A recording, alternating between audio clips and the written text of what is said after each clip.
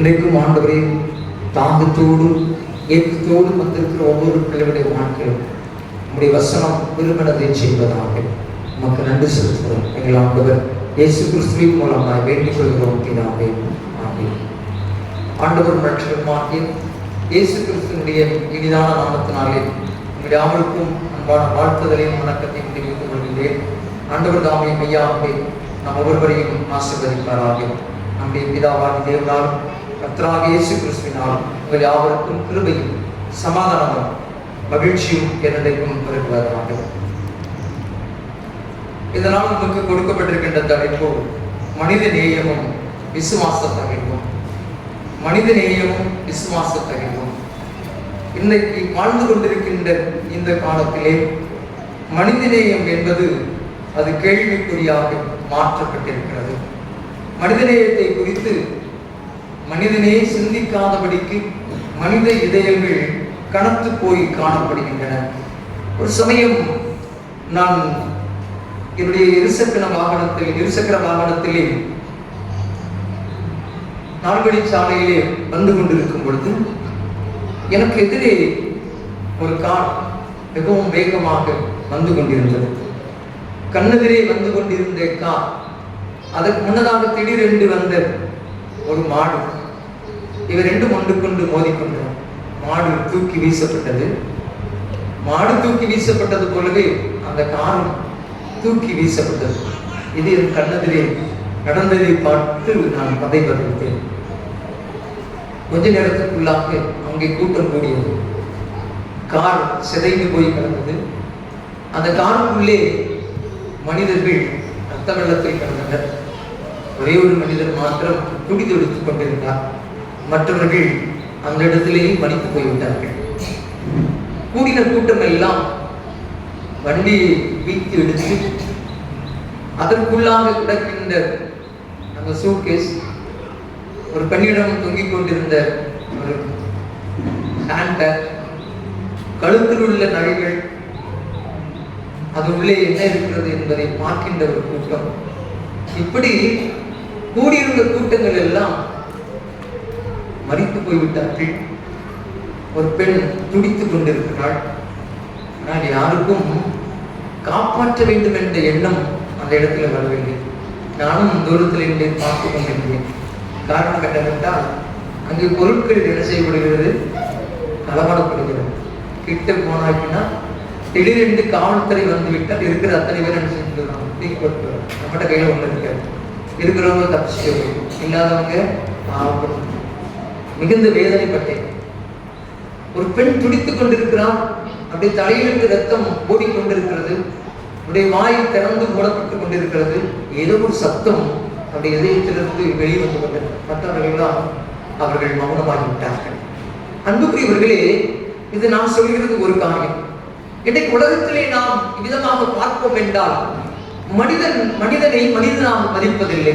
இன்றைக்கு ஏராளமான மக்கள் பணத்தை வாங்கிக் கொண்டு சர்வசாதாரணமாக ஆடுகளை, மாடுகளை, கோழிகளை கொலை செய்வது போல, ஒன்று அதை இறைச்சிக்காக பயன்படுத்துவது போல மனிதனே கொண்டு கொண்டிருக்கின்றார்.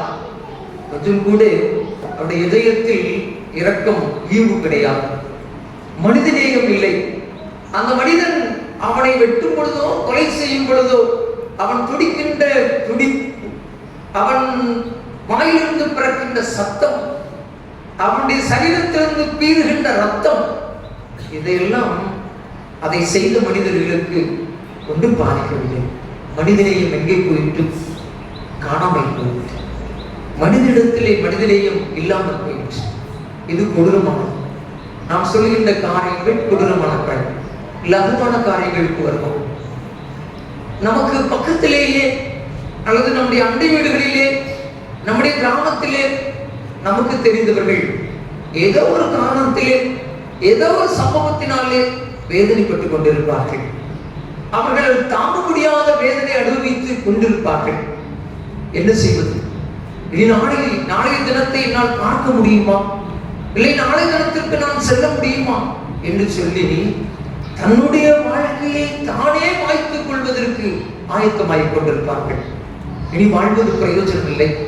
இனி இந்த உலகத்தை காண்பதிலும் மகிழ்ச்சி இல்லை, நான் மடிந்து போக வேண்டும் என்று சொல்லி நமக்கு தெரிந்தவர்களோ, நம்முடைய வீட்டுக்கு அருகாமையில் உள்ளவர்களோ, இல்லை என்றால் நான் சார்ந்திருக்கிற கிராமத்தில் உள்ளவர்களோ யாரோ ஒருவர் இந்த முடிவெடுப்பார்கள். அதுவும் நமக்கு சில வேளைகளிலே தெரிந்திருக்கும். ஐயோ, அவள் படுகிற கஷ்டம், அவன் படுகிற கஷ்டம், அவர்கள் படுகின்ற துயரங்கள் என்ன என்று தெரிந்திருந்தாலும் கூட நாம் என்றைக்காவது இயேசுவின் வார்த்தையை சொல்லி அவர்களுக்கு நாம் அவளை தேற்றி இருக்கிறோமா? யோசித்துப்பார்கள். கொலை செய்வதுதான் மனிதனையே மற்ற செயல் அல்ல. அதோடு முடிந்து விடாது. நாம் பிற உயிர்கள் இந்த உலகத்தை விட்டு கடந்து போகும்போது அவர்களுக்கென்று நாம் ஆண்டுடைய வார்த்தையை சொல்லாமல் இருப்பதும் மனிதனையே மற்ற செயல்தான். நான் எப்படி இருக்கிறேன் யோசித்து பாருங்கள். வேதத்திலே அநேக சம்பவங்கள் கொடுக்கப்பட்டிருக்கின்றன. இன்றைக்கு நமக்கு கொடுக்கப்பட்ட வேத பகுதிகளிலேயும் இந்த சம்பவங்கள் நிறைந்து காணப்படுகின்றன. எடுத்துக்கொள்ளுங்கள். வேதத்திலே பரிசுத்த லூக்கா எழுதின சுவிசேஷம் 10ஆம் அதிகாரம் 37ஆம் வசனத்தை எடுத்தவர்கள் வாசியுங்கள். பரிசுத்த லூக்கா 10ஆம் அதிகாரம் 37ஆம் வசனம். அதற்கு அவன் அவனுக்கு இரக்கம் செய்தவனே என்றான். அப்பொழுது இயேசு அவனை நோக்கி, நீயும் போய் அந்தபடியே செய் என்றார். அன்புக்குரியவர்களே, இங்கே ஒரு நியாய சாஸ்திரி ஆண்டவரிடத்திலே கடந்து வருகின்றார். ஆண்டவரிடத்திலே கடந்து வந்து அவன் தன்னை குறித்து மெச்சிக்கொள்கின்றான். எவ்விதமாக வென்றால் 27ஆம் வசனத்தை வாசிக்கிற அதே அதிகாரம் 27ஆம் வசனம். அவன் பிரதியுத்தரமாக, உன் தேவனாகிய கர்த்தரிடத்தில் உன் முழு இதயத்தோடும் உன் முழு ஆத்துமாவோடும் உன் முழு பலத்தோடும் முழு சிந்தையோடும் அன்பு கூர்ந்து உன்னிடத்தில் அன்பு கூறுவது போல பிறரிடத்திலும் அன்பு கூர்வாயாக என்று எழுதியிருக்கிறது என்றான். ஆண்டவர் அவனை பார்த்து சொன்னாரு, நிதானமாய் உத்தரவு சொன்னார். அப்படியே நீ போய் செய், அப்பொழுது பிழைப்பாய் என்றார். அவன் என்ன சொன்னான்? சொல்லப்பட்டிருக்கிறது, உன் முழு இதயத்தோடும் உன் முழு ஆத்துமாவோடும் முழு பலத்தோடும் முழு சிந்தையோடும். நான் என் மேல எப்படி அன்பு கூறுறனோ அதே போல யாரிடத்தில் அன்பு கூறணும்? பிறனிடத்திலும் நான் என்ன செய்யணும்? அன்பு கூற வேண்டும். இது ஆண்டவர் நமக்கு கொடுத்திருக்கின்ற கட்டளை. உன்னிடத்தில் அன்பு கூறுவது போல பிறனிடத்திலும் அன்பு கூறுவாயாக. அவன் அழகாக சொன்னான். ஆண்டவர் சொன்னார், நிதானமாய் உத்தரவு சொன்னாய், அழகாக யோசித்து சிந்தித்து பதில் சொன்னாய். எனவே நீயும் போய் அப்படியே செய், அப்பொழுது பிழைப்பாயினார். நம்ம ஒரு கேள்வி கேட்கிறோம், ஆண்டவரே எனக்கு பிறன் யார்? பிறன் யாருமே கிடையாது அப்படின்னு. எனக்கு பிறன் யார் அப்படின்னு சொல்லி ஆண்டவர்கிட்ட கேட்கிறான். அவன் தன்னை நீதிமான் என்று காண்பிக்க மனதாய் இயேசுவை நோக்கி, எனக்கு பிறன் யார் என்று கேட்டான். ஆண்டவருக்கு மறைவான காரியம் இந்த உலகத்தில் ஒண்ணுமே கிடையாது. எனக்கு எதிராளி யார் என்று சொல்லி ஆண்டவருக்கு தெரியும். நீ உட்கார்ந்து ஒவ்வொருத்தருக்கு எதிராளி யார் என்று ஆண்டவருக்கு தெரியும். அவரவருடைய மனதிலே உள்ள காரியங்கள் அத்தனையும் ஆண்டவர் முற்றிலுமாக அறிந்து வைத்திருக்கின்றார். ஆகினாலே இந்த நியாய சாஸ்திரி ஆண்டவர் கொண்டதாக போய் அவன் இப்படி கேட்கிறான், தன்னை நீதிமானாக அவருக்கு காண்பிக்கும்படியாக, ஆண்டவரே எனக்கு பிறன் யார் என்று கேட்கின்றான். உடனே ஆண்டவர் அவனுக்கு ஒரு ஓமையை சொல்ல ஆரம்பித்தார். ஒரு மனுஷன் எருசலேமில் இருந்து அவன் மார்க்கமாக வந்தான். வருகின்ற வழியிலே அந்த மனிதன் எரியோவுக்கு போகும்போது கள்ளர் கையிலே அகப்பட்டு அவன் ஆடைகள் எல்லாம் கிழித்து எறியப்பட்டு அவனிடத்தில் உள்ளவைகள் எல்லாம் பிடுங்கப்பட்டு அவன் காயப்பட்டு குற்றுயிராக அந்த காட்டுக்குள்ளே கிடக்கப்பட்டான். போகின்ற வழியிலே அவன் இவ்விதமாக உயிருக்கு போராடி கொண்டிருக்கிறான். அப்பொழுது ஒரு ஆசாரியன் ஒருவன் வருகின்றான். அவன் வந்துவிட்டு அவன் குற்றுயிராக துடித்துக் கொண்டிருக்கிறதை பார்த்துவிட்டு பக்கமாய் விலகி போய்விட்டான். ஐயோ, நான் செல்ல வேண்டிய பணி, நான் செய்ய வேண்டிய ஊழியத்திற்கு நேரமாகிவிட்டது. இல்லை என்றால் நான் ஆலயத்திற்கு செல்ல வேண்டும், ஆலயத்திலே போய் ஆண்டவரை தொழுது கொள்ள வேண்டும். ஆண்டவருடைய ஜனங்கள் ஏராளமாய் காத்திருப்பார்கள், அவருக்கு நான் ஆண்டவருடைய வார்த்தைகளை பிரசங்கிக்க வேண்டும், எனக்கு சமயமாயிற்று என்று சொல்லி அந்த ஆசாரியன் பக்கமாயை கடந்து போகின்றான். கொஞ்ச நேரம் கழித்தது ஒரு லேவியன் ஒருவன் வருகின்றான். அவனும் அந்த மனிதனை குற்றவாளி துடித்துக் கொண்டிருக்கின்ற அந்த மனிதனை பார்த்துவிட்டு அவனும் பக்கமாய் விலகி போகின்றான். என் அன்புக்குரியவர்களே, மனித உயிர் வெளியேறப்பட்டது. உங்களுடைய உயிருக்கு ஈடாக, என்னுடைய உயிருக்கு ஈடாக, மனிதனுடைய உயிருக்கு ஈடாக இந்த உலகத்திலே யாதொன்றும் கிடையாது. அது வெளியேறப்பட்டது. அல்லேலூயா, அல்லேலூயா. நம்முடைய ஆண்டவர் நமக்குள்ளாக, ஆண்டவர் தம்முடைய சுவாசத்தை ஊதி வெளியேறப்பட்ட ஆவியை நமக்கு கொடுத்திருக்கிறார். வெளியேறப்பட்டது. இதை எந்த காசு கொடுத்து யாரும் நினைச்ச முடியாது, வாங்க முடியாது. என் சரீரத்திலிருந்து அந்த வெளியேறப்பட்ட உயிர் பிரிந்து போகும் என்றால் அதை யாரும் என்ன செய்ய முடியாது, நிறுத்தவும் முடியாது, அதை வாங்கி வரவும் முடியாது, அதை கிடைக்கவும் கூடாது. இவ்வளவு பெரிய வெளியேறப்பட்ட ஒரு உயிர் அங்கே துடித்துக் கொண்டிருக்கிறது. இருவர் வந்தார்கள், அவர்கள் பக்கமாய் விலகி போய்விட்டார்கள். அன்புக்குரியவர்களே, மனிதநேயம் உண்டா? மனிதநேயம் அங்கே ஜீவித்துக் கொண்டிருக்கிறதா? யோசித்து பாருங்கள். மற்றொருவர் வருகின்றான். வேதத்திலே சொல்லப்பட்டிருக்கிறது, அவன் வேற்றி இனத்தவன், அவன் சமாரியன், அவனுக்கு சம்மதம் இல்லாதவன். பார்க்கிறான், அவன் வேதனையோடு துடித்துக் கொண்டிருக்கின்றான். அவனுடைய சரீரத்திலே ரத்தம் ஒழுகிக் கொண்டிருக்கிறது. இந்த ரத்தம் இன்னமும் போய் கொண்டிருந்தால் அவன் கண்டிப்பாக நினைச்சிருவான், மரித்து போய்விடுவான். அவன் அழித்து கொண்டான். யாராக இருந்தாலும் பரவாயில்லை, எனக்கு வேண்டாதவர்களாக இருந்தாலும் பரவாயில்லை, வேறு இனத்தானாக இருந்தாலும் பரவாயில்லை, வேறு மதத்தானாக இருந்தாலும் பரவாயில்லை என்று சொல்லி அவன் உடனடியாக தன்னுடைய வாகனத்தின் குதிரையிலிருந்து இறங்கி அவனை தூக்கி தன் மடியிலே வைத்துக் கொண்டு தன் மீது இருக்கின்ற, தான் போர்த்தப்பட்டிருக்கின்ற துணிகளை கிழித்து அவனுடைய காயத்தை கட்டி அதற்கு எண்ணெய் வார்த்து அவனுக்கு முதலுதவி செய்கின்றான். அல்லேலூயா, அல்லேலூயா. இந்த 3 பேர்ல 2 பேர் குற்றுயிராய் கிடக்கிற மனிதனுக்கு வேண்டியவர்கள். ஒருவன் வந்தான், அவன் இனத்திலும் அவன் மதத்திலும் ஏதோ ஒன்றிலே வேறுபட்டவன், அவனுக்கு சம்மதம் இல்லாதவன். ஆனால் இந்த மனிதனை கண்டவுடனே அவன் அதையெல்லாவற்றையும் மறந்து, ஒரு உயிர் அது விளையாடப்பட்டது, அது துடித்துக் கொண்டிருக்கிறது, ரத்தமானாய் ஓடிக்கொண்டிருக்கிறது, கொஞ்ச நேரம் போய்விட்டால் அவன் மறித்து போய்விடுவான், இந்த உயிர் உலகத்திலே காணப்படாமல் போய்விடும் என்று எண்ணி அவன் தன்னால் உண்டான உதவியை செய்து தன் வாகனத்தின் மீது ஏற்றிக்கொண்டு சத்திரத்திலே போய் சேர்த்துவிட்டு அங்கேயும் தன்னுடைய கருணையை காண்பித்தான்.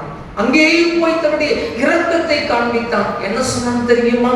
இவனை பாதுகாத்துக் கொள்ளுங்கள், நான் போகிறேன், மீண்டும் திரும்ப வரும்போது அவனுக்கு எவ்வளவு செலவழிக்கப்பட்டதோ அந்த தொகையை நான் திரும்ப தானமாக தருகிறேன் என்று சொன்னான். அல்லேலூயா, அல்லேலூயா. யாரிடத்திலே இரக்கம் இருக்கிறது? யாரிடத்திலே மனிதநேயம் காணப்பட்டது? யாரிடத்திலே அந்த அன்பு வெளிப்பட்டது? அன்புக்குரியவர்களே, யார் பிறனாக எண்ணப்பட்டானோ, யார் பிறனாக காட்சியளிக்கப்பட்டானோ அவருடைய கண்களிலே இரக்கம் பிறந்தது, அவருடைய கண்களிலே மனிதநேயம் காணப்பட்டது, அவருடைய உடம்பிலே அன்பு வெளிப்பட்டது, அவருடைய பார்வையிலே அன்பு அவனை சூழ்ந்து கொண்டது. அவனை அப்படியே தூக்கி எடுத்தான், தன் வாகனத்தின் மீது ஏற்றினான், அவன் சுமந்து கொண்டு போனான். அன்புக்குரியவர்களே, இன்றைக்கு நீங்களும் நானும், நமக்கு பெயர் கொடுக்கப்பட்டிருக்கிற பெயர் என்ன தெரியுமா? நமக்கு என்ன பெயர் கொடுக்கப்பட்டிருக்கு? சத்தமா சொல்லுங்க.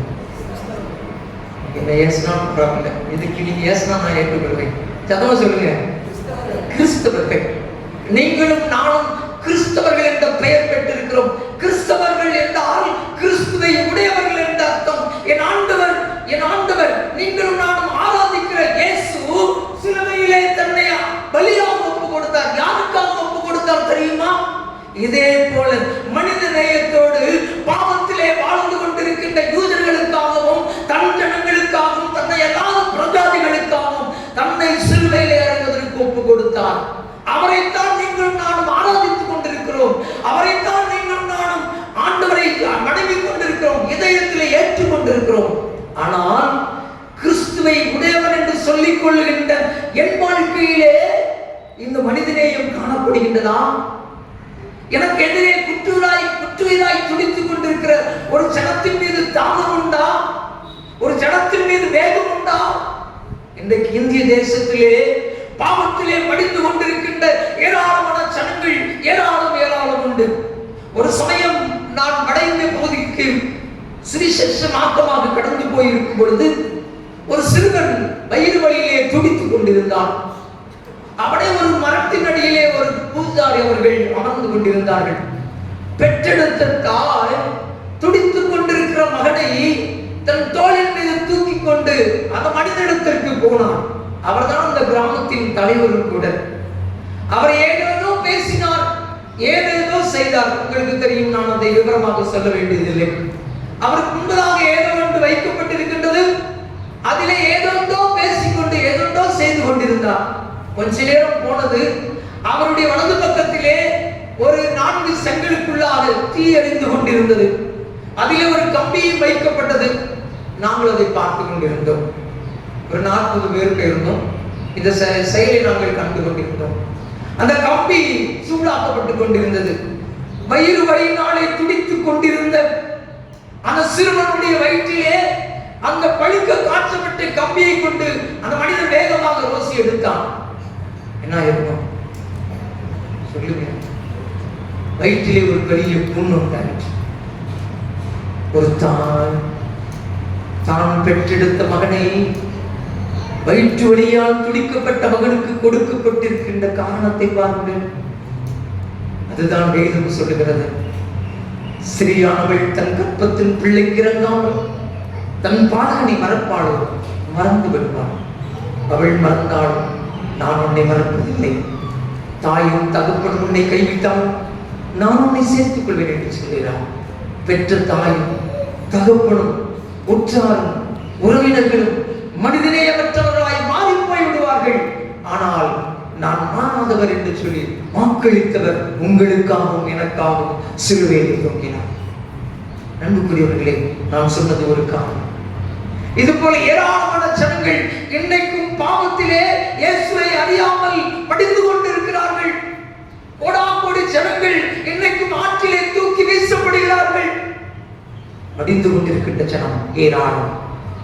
மனிதநேயம் இல்லாமல் பெற்றெடுத்தவர்களும் உற்றார் உறவினர்களும் தூக்கி அறிகின்ற காட்சிகளை கண்ணாலே காண முடியும். மனிதநேயம் எங்கே போயிற்று? மேரி செலசர் அவர்கள் ஆண்டவருடைய ஊழியத்தை செய்து கொண்டிருக்கும் பொழுது, ஒரு நாள் காட்டுப்பாதையிலே சென்று கொண்டிருக்கும் பொழுது, ஒரு முச்செடி புதருக்குள்ளாக 2 குழந்தைகளின் சத்தம் கேட்பதை பார்த்து பின்னிட்டார். எங்கோ சத்தம் கேட்கிறதே, சிறு குழந்தையின் சத்தம் என்று சொல்லி காட்டுக்குள்ளே அங்கும் இங்கும் ஓடினார். ஒரு முச்செடிக்குள்ளாக, ஒரு புதருக்குள்ளாக 2 பெண் குழந்தைகள் அங்கே அழுது கொண்டிருந்தது, கண்ணீர் வடித்துக் கொண்டிருந்தது. காரணம் என்ன தெரியுமா? 2 குழந்தைகள் பெற்றெடுத்தால் அது சாபம் என்று அந்த ஆதிவாசி கிராமத்திலே சொல்லப்படுகின்ற காரியம். எனவே பெற்றெடுத்துத்தான் தன்னுடைய 2 பிள்ளையையும், புதிதாக பிறந்த 2 குழந்தையும் அப்படியே யாருக்கும் தெரியாமல் காட்டுக்குள்ளே முற்பதற்குள்ளாக வீசிவிட்டு சென்று விட்டார். அவர் போவதற்குள்ளாக குழந்தையின் அழுகுரல் காது கேட்கிறது, காதிலே விழுகிறது. மனிதநேய மற்ற செயலாய் ஓடி போகிறார் வீட்டை பார்த்து.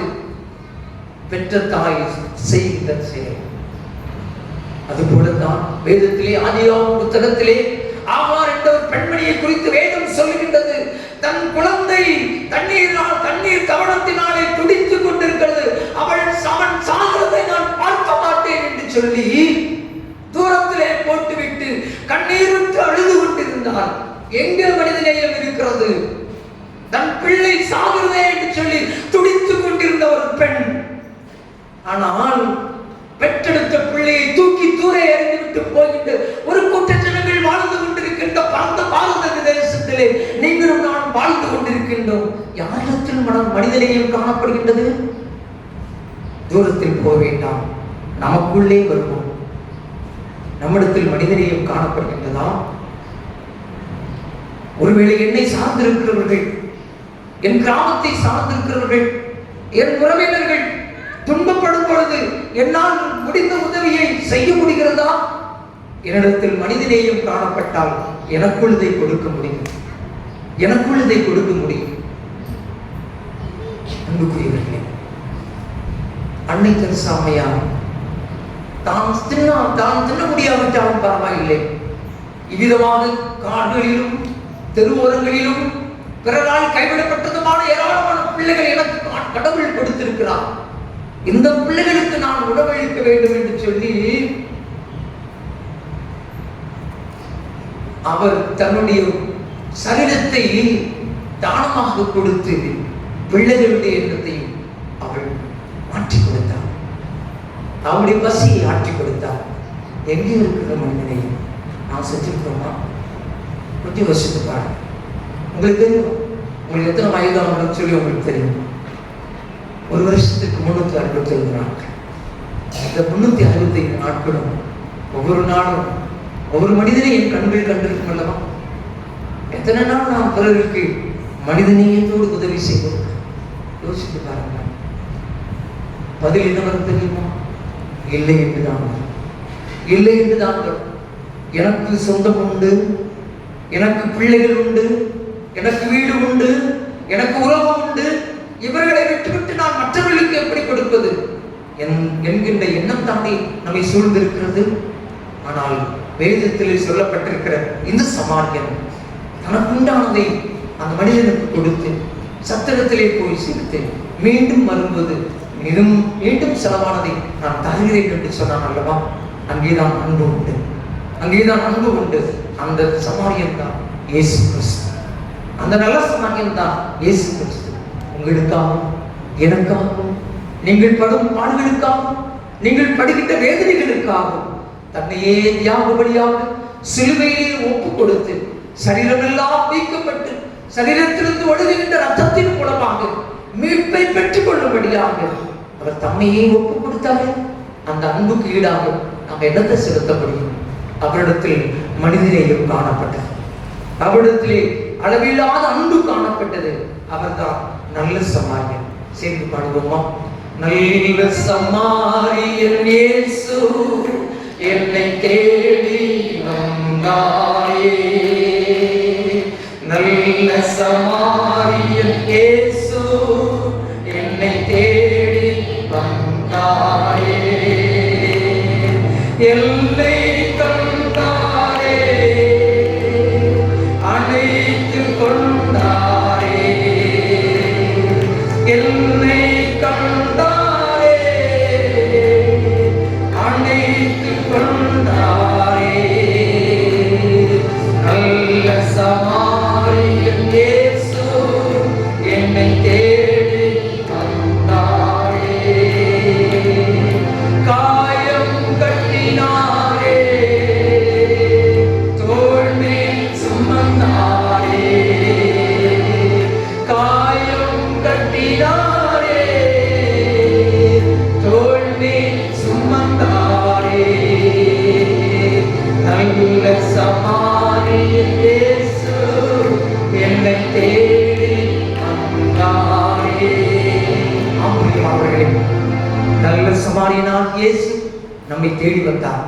அவர் மனித நேயத்தோடு அன்பு நிறைந்த உள்ளத்தோடு நம் ஒவ்வொருவரையும் மகனே மகளே என்று அழைக்கின்ற வார்த்தை இன்றைக்கும் நம்மை நோக்கி கூப்பிட்டுக் கொண்டிருக்கிறது.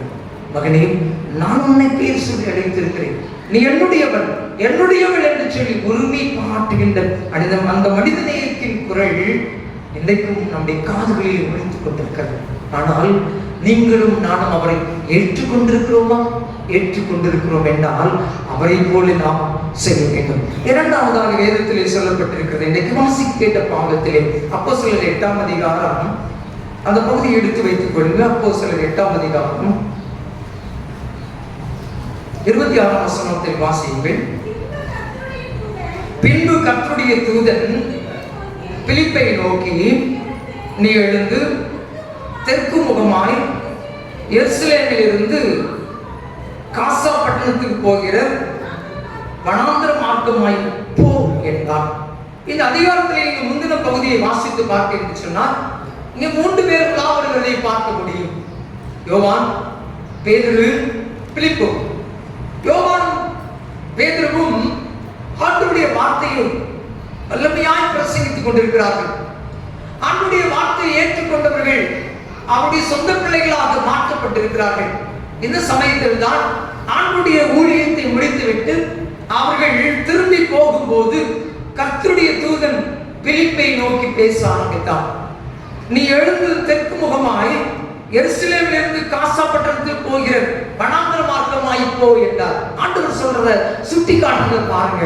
சில சமயங்களில் என் வாழ்க்கையிலும் உங்க வாழ்க்கையிலும் ஆண்டவர் யார் மூலமாவது இப்படி பேசுவார். ஒருவேளை ஆண்டவர் என்கிட்ட மோசையோடு பேசுறது போல முகமுகமாய் தான் பேசுவார் அப்படின்னு அர்த்தம் கிடையாது. ஒரு சிறு பிள்ளை மூலம் பேசலாம், இல்லை ஒரு பறவை மூலமாக பேசலாம், ஒரு மிருகத்தின் மூலமாக பேசலாம், அண்டை வீட்டில் உள்ளவர்கள் மூலமாக பேசலாம், ஏதோ ஒரு சத்தத்தின் மூலமாக பேசலாம். அது போலத்தான் இந்த பிலிப்பியரிடத்திலே கர்த்தருடைய தூதனானவர் வந்து அவர் பேசுறார். நீ எழுந்து, நிறைய கட்டளை கொடுக்கிறார் பாருங்க. நீ எழுந்து எப்படி போகணுமா? தெற்கு முகமாய் போ. ஏற்கனவே ஆண்டவருடைய வார்த்தையை கேட்டு பின்வாங்கி போனவர்கள் உண்டு. எனவே ஆண்டவர் தெளிவாக சொல்கின்றார், நீ எழுந்து தெற்கு மார்க்கமாய் போ, தெற்கு பகுதியை பார்த்து போ. அப்புறம் சொல்றாரு பாருங்க, எருசலேமிலிருந்து காசா பட்டணத்துக்கு போகணும். அவர் வழியை சொல்லிட்டாரு, இந்த பாதையில தான் நீ கண்டிப்பா என்ன செய்யணும், போகணும். ஒரு ஊருக்கு உங்க ஊருக்கு வரணும்னு சொன்னாங்கன்னா நிறைய பாதைகள் இருக்கு இல்லையா? எப்படிலாம் வரலாம்? நாலா பக்கத்திலும் வரலாம், வலது பக்கத்திலும் வரலாம், இடது பக்கத்திலும் வரலாம், முன்னாடி இருந்து வரலாம், பின்னாடி இருந்து வரலாம். குறுக்கு பாதைகள் சரிங்களா? இப்படி ஏராளமான பாதைகள் உண்டு. ஆனால் ஆண்டவர் பிலிப்பியரிடத்திலே திட்டவட்டமாக ஒரு பாதையை காண்பிக்கிறார். நீ எருசலேமிலிருந்து காசாவுக்கு போற பாதையில் போக வேண்டும். அந்த பாதையானது ஒரு காட்டு பாதை, ஒரு வனாந்தர மார்க்கமான பாதை. இந்த பாதையில் தான் என்ன செய்யணும், போக வேண்டும் அப்படி சொல்றாரு. அப்ப நம்ம என்ன பேசியிருப்போம்? நல்ல தார் ரோடு இருக்குது, என்னுடைய 4 சக்கர வாகனம் இருக்குது, என்னுடைய 2 சக்கர வாகனம் இருக்கிறது, இது போவதற்கு நிறைய பாதைகள் உண்டு, இந்த பாதையில தான் நான் போக முடியும் அப்படின்னு சொல்லி நமக்கு நினைக்க முடியும். அதனால்தான் ஆண்டவர் சொல்றாரு, வனாந்தர மார்க்கமா இருப்போம். வனாந்தர மார்க்கத்தில் யார் போயிட்டு இருப்பாங்க? யார் போயிட்டு இருப்பாங்க? ஆளே இருப்பாங்க, யாரும் போக மாட்டாங்க. அதனால ஆளே போகாத பாதையில அவனை போ சொல்றாரு. அந்த வனாந்தரத்துல போகணும்னு சொன்னா பாலைவனத்து கப்பல் என்று சொல்லப்படுகின்ற ஒட்டகம் வேணும். ஒட்டகத்து மேலே ஏறி என்ன செய்யணும், பயணம் போகணும். ஆனால் ஆண்டவர் பிலிப்பியரிடத்திலே நீ போ அப்படின்னு சொல்றாரு. நடந்து போறோம், வனாந்தர மார்க்கம் ஆகலாம், தனிமையா போகலாம், யாரும் இப்படி போய் கொண்டிருக்கும் போதுதான் எழுந்து போனால், இப்படி போய் கொண்டிருக்கும் பொழுது இங்கிருந்து திரும்பி போன எருசலேமுக்கு வந்துட்டு திரும்பி போன ஒரு எத்தியோப்பிய ராஜஸ்திரியிடத்திலே பொக்கிஷக்காரனா இருக்கிற மிகப்பெரிய உயர்ந்த அந்தஸ்துள்ள ஒரு மனிதன் தன் தேர் மீது உட்கார்ந்து கொண்டு ஒரு புத்தகத்தை எடுத்து வாசித்துக் கொண்டிருக்கின்றான். என் அன்புக்குரியவர்களே, உங்களையும் என்னையும் ஆண்டவர் அவருக்கு வேண்டும் என்று சொன்னால் ஏதோ ஒரு வழியிலே நம்மோடு பேசிக் கொண்டிருப்பார். அல்லேலூயா. அது வியாதி மூலமா இருக்கலாம், இல்லைன்னு சொன்னாங்கன்னா ஏதோ ஒரு சில துன்பங்கள் மூலமாக இருக்கலாம், ஏதோ ஒரு மூலமாக ஆண்டவர் எனக்கு ஒரு திருப்பு முனையை கொடுத்தார். அப்ப வியாதி வந்துட்டு சொன்னாங்கன்னா ஆண்டவர் என்னை தண்டித்து விட்டார், துன்பம் வந்துட்டு சொன்னாங்கன்னா ஆண்டவர் என்னை தண்டித்து விட்டார் என்று அர்த்தம் இல்லை. அதன் மூலமாக ஆண்டவர் என்ன செய்யறாரு, என் கூட பேசுறாரு. திரும்பி ஆண்டவரத்துக்கு வருவோம். என்ன நடந்தது பாருங்க. அங்கே இந்த எத்தியோப்பிய அந்த மனிதனானவர்கள், அங்கே அந்த பொக்கிஷதாரன் மிகப்பெரிய உயர்ந்த ஸ்தானத்தில் உள்ளவர் அந்த தேரிலே உட்கார்ந்து கொண்டு அந்த பகுதியை எடுத்து வாசித்துக் கொண்டிருக்கின்றான். அப்போ அவன்கிட்ட போறார். அவன்கிட்ட பிலிப்பு போய் ஒரு கேள்வி கேட்கிறார். என்ன தெரியுமா, நீ போய் ஆண்டவர் சொல்றார், நீ போய் இந்த ரதத்துடனே சேர்ந்து கொள்கிறார். ஏன் அப்படி சொன்னார் தெரியுமா? இங்கேயும் அவன் இனத்திலே வேறுபட்டவன், அவன் கருப்பு நிறமுடையவன். ஆகையினால இனத்தோடு இனம், அந்த இனத்தோடு இந்த இனம் என்ன செய்யாது, சேரப்பட்டார். சரிங்களா? எனக்கு தெரியும், நெல்சன் மண்டேலா என்பவர் தன்னுடைய கருப்பின மக்களுக்காக தன் வாழ்நாள் முழுவதும் பாடுபட்டு சிறைச்சாலையில் இருந்து விடுதலையானார்.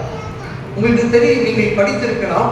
அதுபோலவே ரிச்சர்ட் மும்புநாட் என்பவர் தன் சொந்த ஜனங்களுக்காக, வேதத்தை நேசிக்கிற தன் ஜனங்களுக்காக சிறைச்சாலையிலே இருந்து ஆண்டவரை நேசித்தவர்.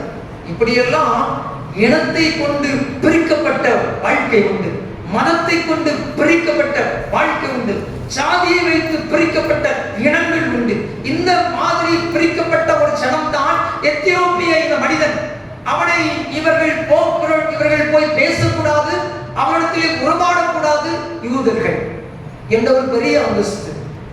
இவர்கள் போய் ஒட்டிக் கொள்ளக்கூடாது, அவனிடத்திலே போய் பேச்சுவார்த்தை வைத்துக் கொள்ளக்கூடாது. ஆனால் ஆண்டவர் சொன்னார், இந்த எத்தியோப்பிய மனிதன் எனக்கு வேண்டும் என்று சொல்லி நினைத்து கொண்டு இந்த பிலிப்பினிடத்திலே போய் நீ போய் அவனோடு சேர்ந்து கொள்கிறான். போகுமா? பாருங்க, ஒரு ஊர்ல சபை ஊழியம் செய்வாங்க. என்னுடைய முதல் சபை ஊழியம் அந்த ஊர்ல தான். அந்த வீட்டு முன்னாடி ஒரு பெரிய குதிரை வண்டி நிற்கும். குதிரை வண்டின்னா என்ன அர்த்தம்? எப்படிப்பட்டவங்க அர்த்தம் சொல்லுங்க. ஆண்டோடைய வார்த்தை கேட்கறீங்களா? தூங்கலாம் தெரியுங்க. பணக்காரன் சரியா? நல்ல பணக்காரன் குதிரை வண்டி.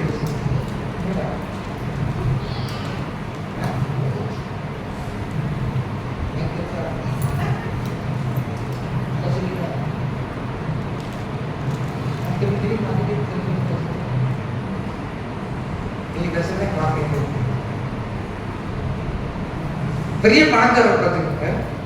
அவருடைய வீட்டு நான் சொல்றதை வச்சு நீங்க புரிஞ்சுக்கங்க சரியா?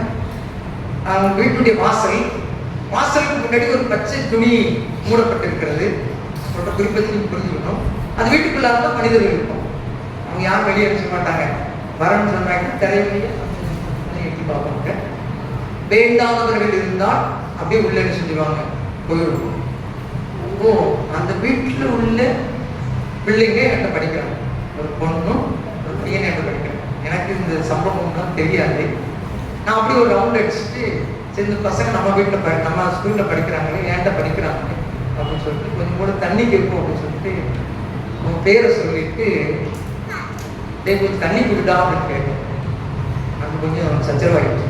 கொஞ்சம் நைட்டு சச்சரவாயிடுச்சு. ஏன்னா அவங்க குடிக்கிற பாத்திரத்துல எனக்கு என்ன செய்யக்கூடாது, தரக்கூடாது. அவங்களை விட நான் எப்படிப்பட்டவன் அது நீங்க ஆகினாலும் எனக்கு என்ன செய்யக்கூடாது, கொடுக்க கூடாது அப்படின்னு சொல்லி எனக்கு தர்றதுக்கு கொஞ்சம் அங்க ஏதோ சம்திங் சத்தம் கேட்டு உடனே நான் அந்த பையன் வழி வரைக்கும் என்ன செஞ்சுட்டேன், நகர்ந்து போயிட்டேன். அப்புறம் தான் இன்னொரு ஆட்ட போய் கேட்டேன். அவங்கெல்லாம் நமக்கு என்ன செய்ய மாட்டாங்க, நம்மளுக்கு தண்ணி தர மாட்டாங்க, சாப்பிட்றதுக்கு பொருள் தர மாட்டாங்க அப்படின்னு சொல்லி சில காரியத்தை எனக்கு பகிர்ந்து கொண்டாங்க. எனக்கு தெரியாது, நானும் தெரியாதவங்க போய் கேட்டேன். குடும்பத்துக்கு எடுத்து வச்சுட்டேன், குழப்பத்தை கொண்டு பண்ணி விட்டுட்டேன். சரி போகட்டும். பாருங்கள், இப்படிப்பட்ட நான் சொல்றது ஒரு கிட்டத்தட்ட ஒரு 20 ஆண்டுகளுக்கு முன்னாடி சரியா, இப்போ நம்ம வாழ்ந்து கொண்டிருக்கிற இந்த பகுதியிலேயே இப்படி ஒரு சூழ்நிலை நிலவும் என்றால் உன்னதான காலத்தில் எப்படி இருந்திருக்கு யோசிச்சு பாருங்க. இனத்தால், மதத்தால், அவர்கள் ஜாதியால் வேறு பிரிக்கப்பட்டார்கள். அது போலத்தான் இந்த எத்தியோப்பிய மனிதன் பிரிக்கப்பட்டவன். அவனிடத்திலே இந்த பிலிப்பு போய் சேரக்கூடாது. ஆனால் ஆண்டவர் சொன்னார், நீ போய் அவனை ரதத்திலே சேர்ந்து கொள்கின்றார். அவன் போன உடனே கையில உட்கார்ந்து ஏதோ வாசித்துக்கிட்டு இருந்தான். உடனே பிலிப்பு அவனுடைய ஓடி போய் சேர்ந்து கொண்டு அவன் வாசிக்கிற ஆரம்பத்தை கேட்டு, நீ வாசிக்கிறவர்களின் கருத்து உமக்கு தெரியுமா அப்படின்னு கேட்கிறேன். நான் உங்கள்கிட்ட கேட்கிறேன், நீங்களா பைபிள் திறந்து வச்சுட்டீங்களா? திறந்து வச்சிருக்கீங்களா, மூடி வச்சிருக்கீங்களா? சொல்லுங்க, எந்த பாகத்தை திறந்து வச்சிருக்கீங்க? அப்போஸ்தலர் 8ஆம் அதிகாரம். இப்ப நான் இதுல ஒரு வசனத்தை உங்களுக்கு சொல்லிட்டு இதுக்கு அர்த்தம் தெரியுமா அப்படின்னு நான் உங்கள்கிட்ட கேட்டேன்னா எல்லாரும் சொல்ல முடியுமா? சொல்ல முடியாது. எனக்கு சொல்ல முடியாது, சொல்ல முடியாது. ஆனால் ஆண்டவரை அறியாத ஒரு சனம், ஆண்டவரை ஏற்றுக்கொள்ளாத ஒரு மனிதன், அவனுக்கு எப்படியோ ஆண்டவருடைய ஆகமத்துடைய கையில கிடைத்திருக்கிறது, அதை ஆசையாய் வாசிக்கிறான். அதை ஆசையா எழுதுகிறான், வாசிக்கிறான். உங்க கையில இது இலவசமா தவழ்ந்து கொண்டு பாருங்க இல்லையா? இந்த புத்தகம் இதை மாதிரி புத்தகம் வாங்கணும்னா நீங்க 1000 ரூபாய் செலவழிக்கும். ஆனா நமக்கு கிட்டத்தட்ட ஒரு 400 ரூபாய்க்குள்ள இந்த புத்தகம் இருக்கும் சரியா? அந்த காலத்துல 100 ரூபாய் 40 ரூபாய், இதுக்கு 40 ரூபாய்க்கு இருக்கிற பைபிள் இருக்கு சரியா? இந்த புத்தகம் கையில தவழ்ந்து கொண்டு இருக்கு. யாராவது முழுமையா வாசிச்சிருக்கீங்களா? இந்த புத்தகம் அப்படியே அழுக்கப்பட்டிருக்குதா? அது வேதத்தை எப்ப சமக்கணும் தெரியுமா? நான் ஆலயத்துக்கு போகும்போது என்ன செஞ்சு வரணும், சமந்துட்டு வரணும். ஆலயத்துக்கு முடிஞ்ச உடனே பத்திரமா பறையாற்றிடக்கூடாது, எறும்பு ஏறிடக்கூடாது, தூசி அடைஞ்சிடக்கூடாது. எங்க வைக்கணும்? கண்ணாடியால் போடப்பட்டிருக்கிற இந்த ஷெல்ஃப்ல போய் பத்திரமா செஞ்சுக்கணும் வச்சு. ஏன்னா வெளியேறப்பட்டது வேதம் என்னது சொல்லுங்க, வெளியேறப்பட்டது. அதை நாசமாக்கி விடக்கூடாது. பத்திரமா வச்சிருக்கணும். அப்புறம் அடுத்த ஞாயிற்றுக்கிழமை காலையில் என்ன செய்யும்? மணி அடிக்கும். அப்போ திரும்ப போய் இருக்கிற தூசியில் என்ன செய்யணும்? தட்டணும். தேடி பார்த்துக்கங்க, உள்ள தேடு இருந்த இன்னொன்று தேடலாம் இருக்குங்க. அந்த ஓட்டங்களை போய் உட்காந்துருக்கும். சரியா? அதுக்கு மாட்டிட்டுனா அப்புறம் வேதனை ஆயிடும். பவுலுக்கு அப்படி மாட்டுச்சு, வேதத்தில் சொல்லப்பட்டு போய் கொட்டி. அதனால இதை எடுத்து தினமும் என்ன செய்யணும்? பயன்படுத்தணும். வெளியேறப்பட்டதாக இருந்தாலும் நமக்கு அது தானமாக கொடுக்கப்பட்டிருக்கிறது. எங்கேயும் போய் வாங்கிக்கலாம். சரியா? ஆனா அந்த பிலிப்பு என்ன செஞ்சான்? அந்த எத்தியோப்பிய மனிதன் என்ன செஞ்சான் தெரியுமா? அவனுக்கு கிடைத்த அந்த ஒரு ஆகமத்தை அது கையில கிடைத்த உடனே அதை என்ன செய்ய ஆரம்பிச்சான்? வாசிக்க ஆரம்பித்தான். அதுல என்ன போட்டிருக்கு, அதுல என்ன சொல்லப்பட்டிருக்கிறது என்பதை தெரிந்து கொள்ள வேண்டும் என்று சொல்லி ஆசைப்பட்டான். ஒரு மனிதர் இப்படி சொன்னார். அவருக்கு ஆணையில் இருந்துச்ச உடனே பைபிள் திறப்பாரு. திறந்த உடனே என்ன வசனம் வருதோ, இன்னைக்கு எத்தனாம் தேதி? 25ஆம் வசனம் என்ன இருக்குன்னு பார்ப்போம். அந்த பக்கத்துல என்னன்னா மூடுவார். பக்கத்துல என்னன்னா மூடிட்டு அடுத்த பக்கம் திறப்பார். 25ஆம் வசனம் இருக்கா? இருக்கு. பேதுருவின் மாமியார் தூரமாய் கிடந்தார். என்ன வசனம் வந்திருக்கு? பேதுருவின் மாமியார் தூரமாய் கிடந்தார். சரி, அவர் அன்னைக்கு அடுத்த நாள் ஒரு முஸ்லீம் அவரு ஆண்டவர் ரட்சிக்கப்பட்டு திரும்ப அடுத்த நாள் திறந்தார். நீ ஏறின கட்டிலிருந்து ஏறுவதும் இல்லை, இறங்கவும் முடியாது.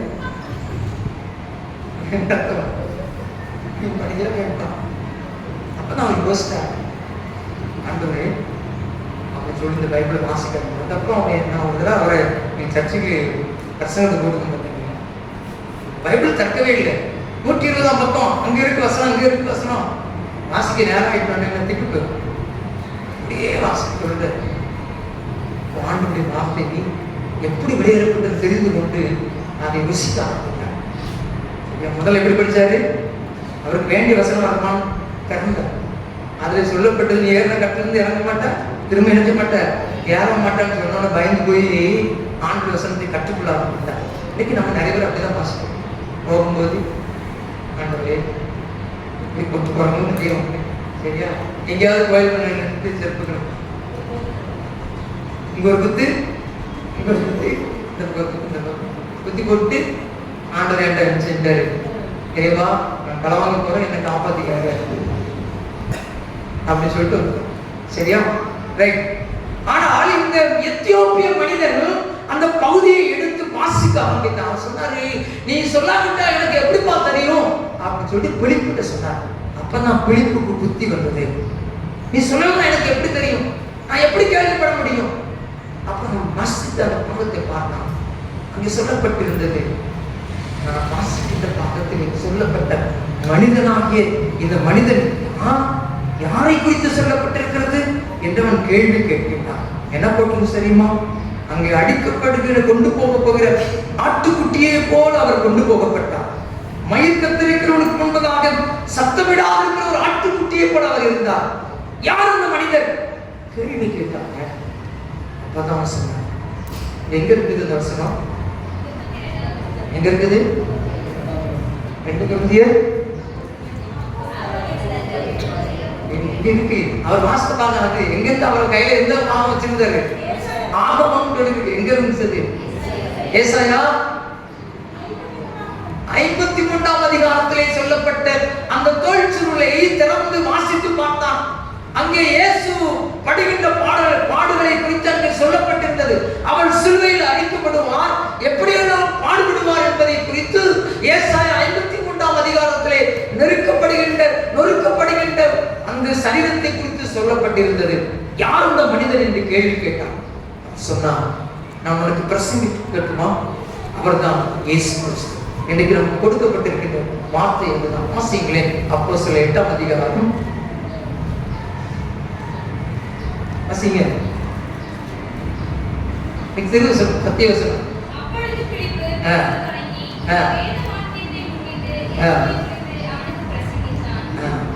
நல்ல ஒரு சமயம் கிடைத்தது அப்படின்னு சொல்லிட்டு அப்பொழுது பிலிப்பு பேச தொடங்கி இந்த வேத வாக்கியத்தை முன்னிட்டு என்ன பண்ணானா? இயேசுவை குறித்து பிரசங்கம் பண்ணான். அன்புக்குரியவர்களே, அவன் மனித நேயத்தை காண்பித்தான். இவன் வேறு யாரும் அல்ல, கிறிஸ்துவனுடையவர்கள். வேதம் சொல்லுகிறது, நானும் பிதாவும் ஒன்றாயிருக்கிறது போல நீங்களும் ஒன்றாயிருக்கும்படி நான் கிறிஸ்துவை செய்கிறேன், வேண்டிக் கொள்கிறேன் அப்படி சொல்லி ஆண்டவர் சொல்றார். பவுலடியார் சொல்றாரு, நீங்கள் எல்லாரும் கிறிஸ்துவுக்குள் ஒன்றாயிருக்கிறீர்கள் என்று சொல்லியிருக்கிறார். அதை நினைத்தவனாக இவன் நிறத்தாலும் இனத்தாலும் வேறுபட்டவன் அல்ல, கிறிஸ்துவுக்குள் நாங்கள் ஒன்றாக பிணைக்கப்பட்டவர்கள் என்று எண்ணி இயேசு கிறிஸ்துவை அவனுக்கு இலவசமாக கொடுத்தான். அல்லேலூயா, அல்லேலூயா. இயேசு கிறிஸ்துவை இலவசமாக கொடுத்த உடனே அவங்க ரெண்டு பேரும் அப்படியே நடந்து போய்கொண்டு இருக்கும்போது அங்க ஒரு தண்ணீர் துறவை கண்டார்கள். தண்ணியை பார்த்த உடனே அவன் கேட்கிறான், இப்ப நம்ம வேதத்தை வாசித்திருக்கான், இப்பதான் படிச்சிருக்கிறான், ஆனால் அவனுக்குள்ள ஆண்டவர் சிந்தையை கொடுத்தார். புறஜாதிகளுக்குள்ளும் என் நாமம் மகிமைப்படும், இந்த தொழுவத்தில் இல்லாத வேறு ஆடுகளும் எனக்கு உண்டு என்று நினைவு கூர்ந்து எத்தியோப்பிய மனிதனை, அந்த பெரிய மனிதனை தனக்கு சொந்தமாக தெரிந்து கொள்ள ஆசைப்பட்டார். அந்த தண்ணி பக்கத்தில் போனோம், குளிப்பட்டு போய் கேட்கிறோம், நான் ஞானஸ்நானம் பெற ஏதாவது தடை உண்டா? அவன் சொல்றாரு, தடை எதுவுமே கிடையாது, அதுக்கு ஒரே ஒரு காரணம், இயேசுவை சுத்த ரட்சகராக ஏற்றுக்கொண்டார். நீ என்ன செய்யலாம்? திருமுழுக்கு பெற்றுக்கொண்டார். திருமுழுக்கு பெற்றுக்கொண்டார். கரையே இருந்தாங்க. அவன் நான் யாருக்காங்கள பிலிப்பு காணாமல் போய்விட்டான். ஆண்டவர் எடுத்துக்கொண்டு வேறொரு இடத்திலே கொண்டு போய் விட்டு விட்டார். இவன் திரும்பி பார்த்தான், காணவில்லை. இந்த காரியம் எப்படி நடந்தது? அந்த சிலுவையில் அறையுண்ட இயேசு என்னை தமக்கென தெரிந்தெடுத்திருக்கின்றார், நான் பிரஜாதி என்று என்னை தள்ளிவிடாதபடிக்கு என்னை அவர் மனித நேயத்தோடு அன்பு கூர்ந்து, என்னிலே அன்பு கூர்ந்து தம்முடைய சொந்த ஜனமாக என்னை ஏற்றுக்கொண்டார். திருமுழுக்கின் மூலமாக அவருடைய பிள்ளையாக நானும் மாற்றப்பட்டிருக்கிறேன் என்று மகிழ்ச்சியோடு போனான் என்று வேதம் சொல்லுகின்றது. அல்லேலூயா, அல்லேலூயா. எத்தனை பேர் ஞானஸ்நானம் பெற்றிருக்கிறீங்க? நம்ம ஊரில் ஒரு செயல், கொடிதான ஒரு செயல். என்ன செயல் தெரியுமா? 16 வயசு ஆன பிறகுதான் ஞானஸ்நானம். சின்ன பிள்ளைலாம் நாங்கள் நினைக்க மாட்டோம், ஞானஸ்நானம் எடுக்க மாட்டோம் அப்படின்னு சொல்லி ஒரு சபதம் வச்சிருக்கோம். நம்ம நாட்டு போன்ல பேசுவோம், நம்ம சபைக்குள்ள இடப்படுத்தலுக்கு வயது வந்துட்டு உங்க பிள்ளைய படிக்க வைக்கலாமா? சார் இன்னும் ஞானஸ்நானம் எடுக்கல, இன்னும் 2 ஆண்டுகள் கழிக்க வேண்டும். எதுக்குன்னு கேட்டோம். இப்போ அவனுக்கு வயது எத்தனை? 14, 16 வயசுல. நான் சொன்ன 13 வயது ஆகிட்டுனா என்ன செய்யலாம்? திடப்படத்தில் படிக்கலாம். இன்னும் நம்ம சபையில எப்போ வருதுன்னு தெரியாது. படிக்கிறதுக்கு இப்போ ஞானஸ்நானம் இருக்கலாம், வயது தான் ஆகிட்டே இருக்கு. இல்லை இன்னும் 2 வருடம் என்ன செய்யணும்? நிறைய பேர் நான் வந்தபடி நிறைய பேர் ஞானஸ்நானம் செய்ய அப்படி அல்ல. யார் யாரெல்லாம் கிறிஸ்துவை ஏற்றுக்கொண்டார்கள் அவர்கள் அத்தனை பேர் கிறிஸ்துவுடைய பிள்ளைகள் தான். இங்க பாத்தீங்கன்னா இப்படி ஞானஸ்நானம் பெற்றிருக்கின்ற நமக்குள்ளாக இந்த மகிழ்ச்சி இருக்கிறதா? கேள்விப்பட்டது எல்லாரும் ஞானஸ்நானம் பெற்றிருக்காங்க. ஏன்னா பெரியவங்களா இருக்காங்க, ஞானஸ்நானம் பெற்றிருக்க மாட்டாங்க. அப்புறமா தடப்பத்தில் படிக்கணும்னு சொன்னாங்க, நமக்கான தெரியல. நான் தடப்படத்தில் படிக்கணும்னு சொன்னாங்க, அப்புறம் ஆரம்பிக்கணும். அவங்கள கிராமம் போயிட்டு எல்லாரும் ஞானஸ்நானம் பெற்றா? யாராவது ஞானஸ்நானம் பெறாம இருக்கீங்களா? கொஞ்சம் கை தீக்க.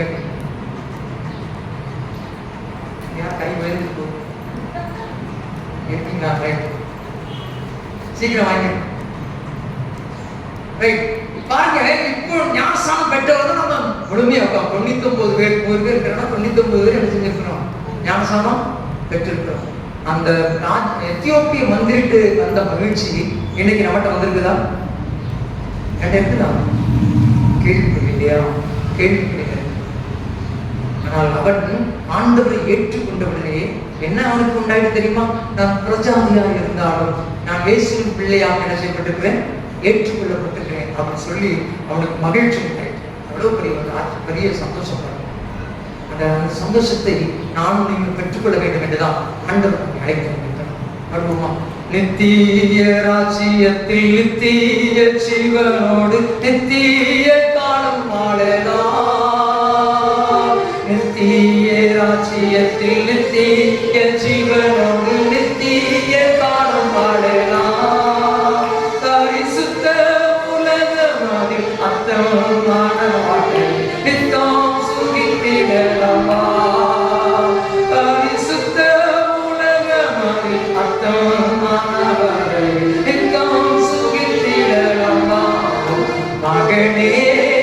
ஓ மகளே உன் இதயத்தை தாராயோ, இப்போ தாராயோ, இப்போ தாராயோ. மூன்றாவதாக இன்றைக்கு கொடுக்கப்பட்ட வேத பழைய ஏற்பாட்டு வேத பகுதி யோனா தீர்க்கதரிசியின் புத்தகம் 4ஆம் அதிகாரம். எடுத்து வைத்துக் கொள்ளுங்கள். யோனா தீர்க்கதரிசியின் புத்தகம் 4ஆம் அதிகாரம். எல்லாருக்கும் போன வாரம் ரொம்ப சந்தோஷம். 10:20க்கு ஆராதனை முடிஞ்சிச்சு அப்படின்னு சொல்லி எல்லாரும் முகத்துல என்ன ஒரு புன்னகை. ஆனால் நானும் நீ காலையிலே இருந்துச்சு ஒரு கவர்மெண்ட் வந்தேன். ஆண்டவரே நானும் எப்படியோ 10:11 தொடக்கூடாது, 10:45 என்ன செஞ்சிடணும், முடிச்சு ஜனங்களை வீட்டுக்கு அனுப்பணும் அப்படின்னு நினைப்போட வந்திருக்கிறேன். ஆண்டவர் இருந்துச்சு பயந்துறாங்க, சீக்கிரம் முடிச்சிருக்கேன். யோனா தீர்க்கதரிசியின் புத்தகம் 4ஆம் அதிகாரம் 11ஆம் வசனத்தை வாசியுங்கள். யோனா 4:11.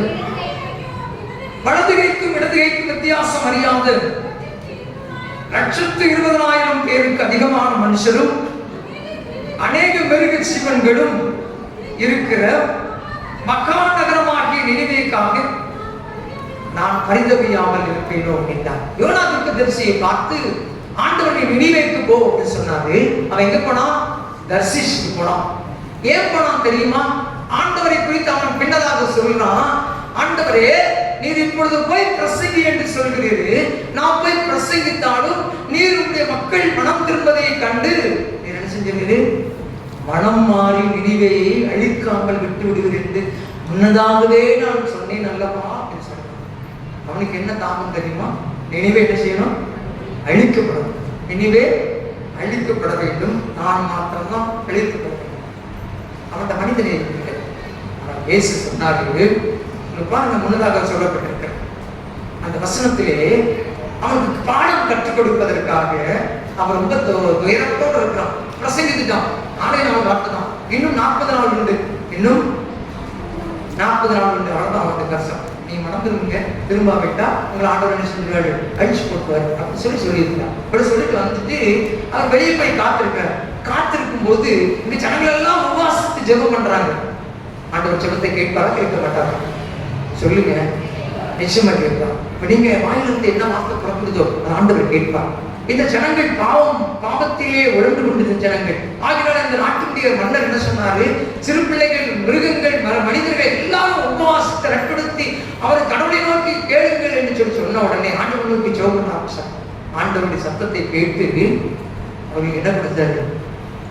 பாவம் மன்னிக்க. இனி நான் அந்த தேசத்தை நினைச்ச மாட்டேன், அழிக்க மாட்டேன் சொல்லிட்டு விட்டுட்டார். இவன் தூரத்துல பார்த்துட்டே இருக்காரு. யாரு? யோனா பார்த்துக்கிட்டே இருக்க. என்ன பார்க்கறாரு தெரியுமா? யார் யாரெல்லாம் எப்படி சாப்பிடாங்க அப்படின்னு சொல்லி என்ன செய்யணும், பார்க்கணும் அப்படின்னு சொல்லி தூரத்துல இருந்து பார்த்து கொண்டு. அப்ப என்ன நினைச்சு தெரியுமா? பிள்ளைகள்லாம் ரோட்ல இருந்து விளையாட ஆரம்பிச்சிட்டாங்க, ஆடு மாடுகள்லாம் மேய ஆரம்பிச்சிட்டாங்க, மனிதர்கள்லாம் வேலைக்கு போக ஆரம்பிச்சிட்டாங்க. ஐயோ, ஆண்டவர் என்ன செஞ்சுட்டாரு? மனம் மாறிவிட்டார். ஆண்டவரே இந்த துயரத்தை ஏன் எனக்கு தந்திரம், நான் சாக போறேன் அப்படின்னு சொல்லிட்டு அவன் போய் ஒரு வெளியே போய் துக்கத்தோடு உட்கார்ந்து ஆண்டவர் சொல்றாரு, நீ போய் அங்க போய் ஒரு ஆமணக்கு செடி அப்படின்னு சொல்லிட்டு ஆமணக்கு செடி ஆண்டவர் முளைக்க வைத்து உடனடியாக முளைக்க வைத்து உடனடியாக அதை கட்டுப்போகவும் செய்துவிட்டார். அவன் ரொம்ப வேதனைப்பட்டான். ஆண்டவரே இது காலை நேரம் வந்து விட்டது, சூரியன் உதித்து விட்டது, அங்கிருந்து வருகின்ற ஒளி பிரகாசம் என்னை பாதிக்கப் போகிறது, நான் என்ன செய்ய வேண்டும், சீக்கிரமாக என்னை எடுத்துக்கொள்ள வேண்டும் சொல்லி அவன் உணர ஆரம்பித்தான். ஆண்டவர் அப்பதான் சொன்னாரு, எப்பா 10ஆம் வசனத்தை வாசிங்க.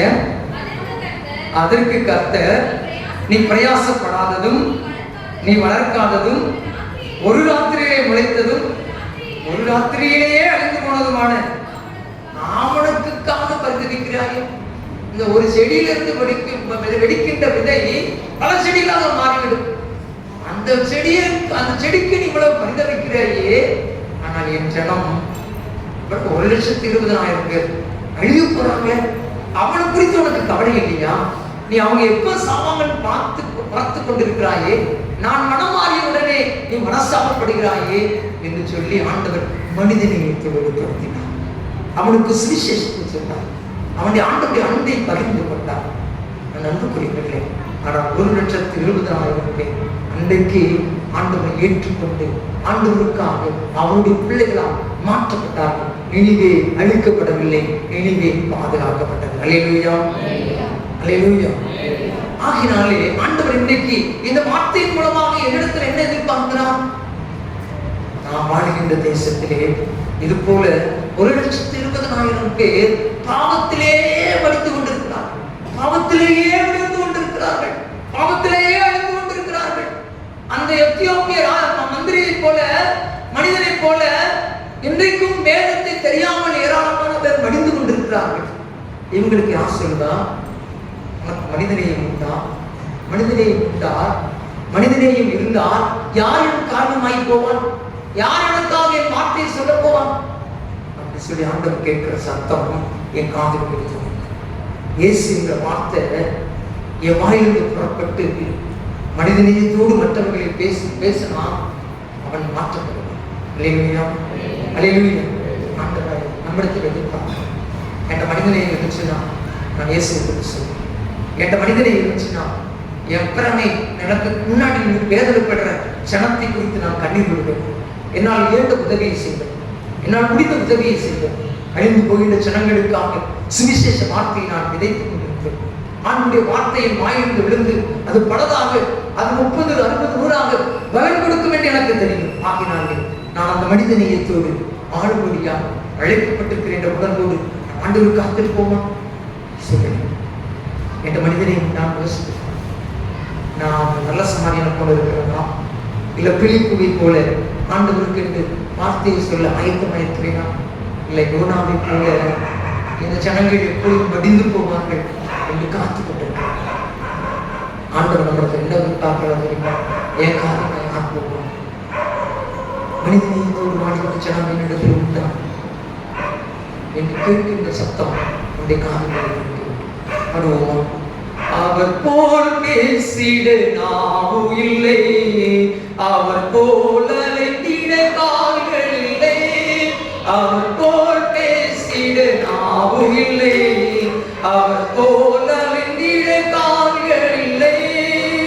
என்னிலடங்கா மாந்த சத்தம் குந்தம் செவிதனில் துணிக்கலையோ, என்னிலடங்கா மாந்த சத்தம் குந்தம் செவிதனில் துணிக்கலையோ. விளைந்த பலனை அருகாரில்லை, விளைவில் நான் பாடிடுதே, அறுவடை வெகுதி ஆளோவில்லை. அந்தோ மனித அழிவில்